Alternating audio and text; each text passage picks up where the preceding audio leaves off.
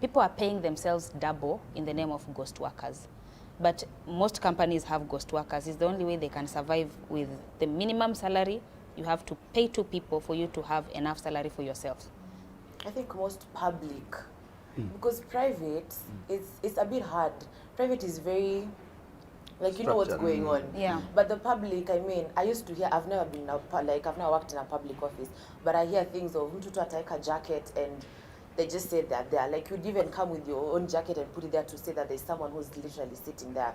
So I think in public offices it's there. And I don't know why we are shocked that this is a story now, because Right. as young as I am, I have had that story ever since I was small to the young that I am right now. So it's not such a big deal. It's something that happens, and it's actually like what she's saying. People want to pay themselves double because there's not much money in the public sector. That's what I know. Like in the lower people. So is it corruption? Of course It's it is. corruption. So what do you define corruption as then? And how do you deal with it? What is corruption? As long as you're not getting it legally, I think it's a form of corruption. I don't know what they'll do with it, because I think most governments are corrupt, right? So any government that you go to across the world is corrupt. Just me being traveling everywhere, I've seen corrupt governments everywhere. I will say that the corruption in Kenya I like. If I was to choose corruption, I would choose the corruption in Kenya. Because you can see the corruption.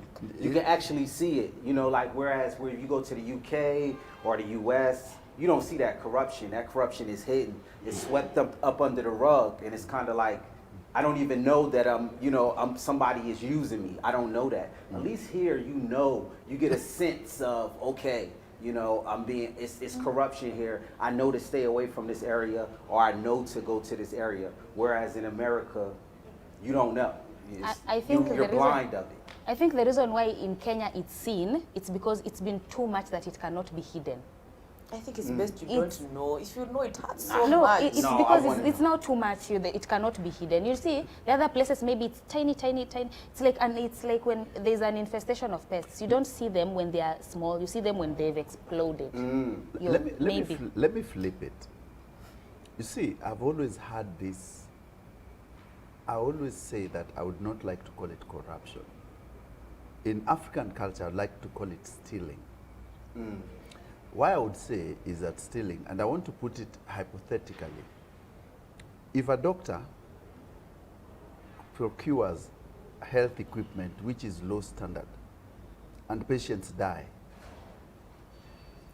as compared to a policeman who takes a bribe on the road, or an engineer who constructs a building. You see, we've never synthesized corruption in matters of where it hurts most.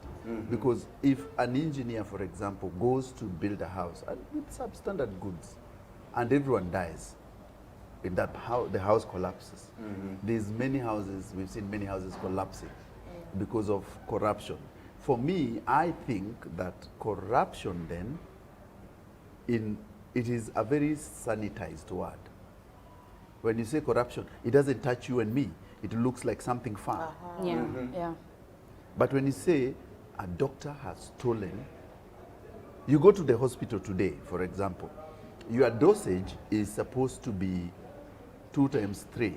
And the doctor decides, I'll give you 1 times 3. End up killing a patient. Because the drugs has been sold to another private clinic. Right. So for me, I think that corruption is basically stealing, but not, and then there's a way we sanitized it to fit into only exchange of money, but not exchange of skills, where you work. And I find that's where it's, in African sense, I think there's nothing like corruption. It's just stealing blatantly. What do you guys think? Yeah, actually it's stealing. It's definitely It's definitely stealing, especially when it comes to the health sector.